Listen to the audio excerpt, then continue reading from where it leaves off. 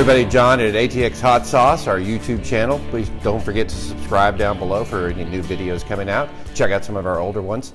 Today I'm going to be talking about some of the different equipment that I use, some of the things that work really well for me, some of the things that haven't worked very well for me.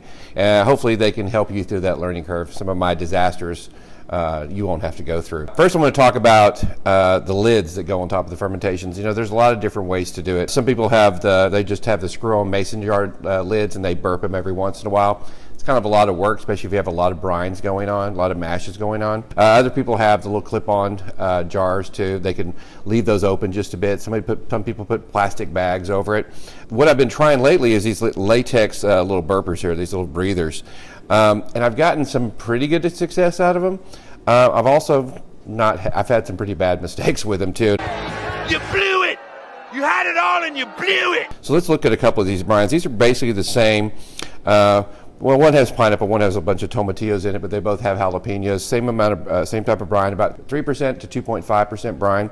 On this one, same lid and everything.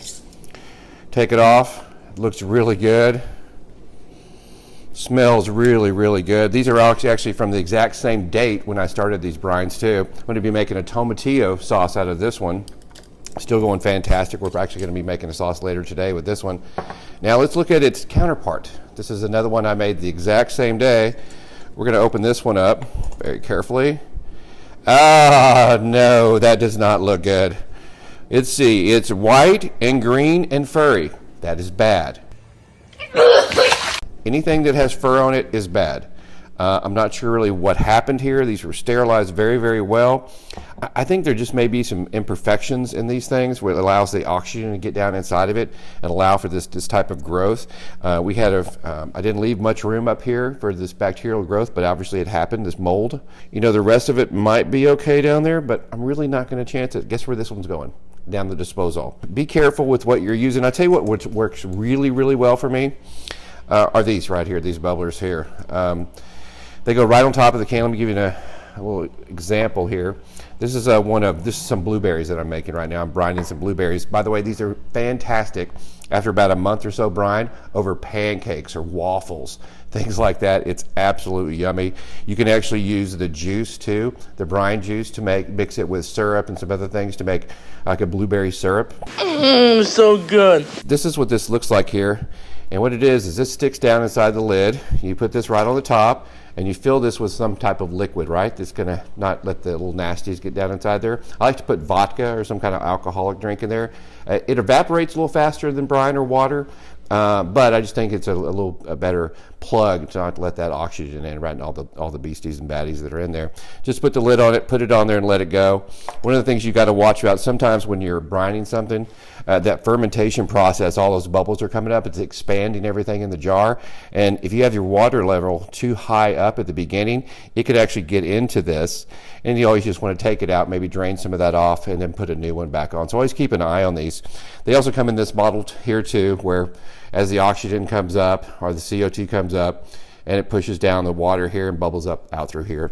These both work just fine, work just great. I think I'm going to stop using these latex ones, these rubber ones, whatever they are. They're just, I find that sometimes they work, sometimes they don't.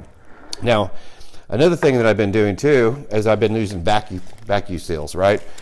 I have a vacuum seal in bags and we put them in there. This is a tomato brine that I did. Gosh, this was almost 2 months ago, a little less than 2 months ago. It's still got a little bit of bubbles working on it. I think it's still brine in there, so I'm going to still let it go. As you can see, it puffed up really, really big. I like that. So it works really, really well. If you notice, I actually did the seal twice on each side of this, right? Because I was a little bit worried that it may leak. Maybe my vacuum sealer is getting a little old. But this is what happened with another batch that I did about the same time of plums. Now it's leaking, and you can still see it's puffing up and everything, but it's leaking out the bottoms and the side here. This is probably not going to be a good brine to use. Once I open it up and smell it, kind of get a sense of it, no pun intended, we'll see how it goes. But I'll probably end up just trashing these just because there has been some leakage on it. And maybe some of these bad microbes have gotten in there. You can see it's all over my hands now too. So listen, don't go cheap on your equipment. I always like to get new rings as often as possible. You know, some people I'm sure have had a lot of really good luck with these. I'm just probably going to stop using them just because I haven't. It's like 50%. And if you're making a brine, you put a lot of time, effort, and love into it, right? And you don't want 50% of your children dying on you, right?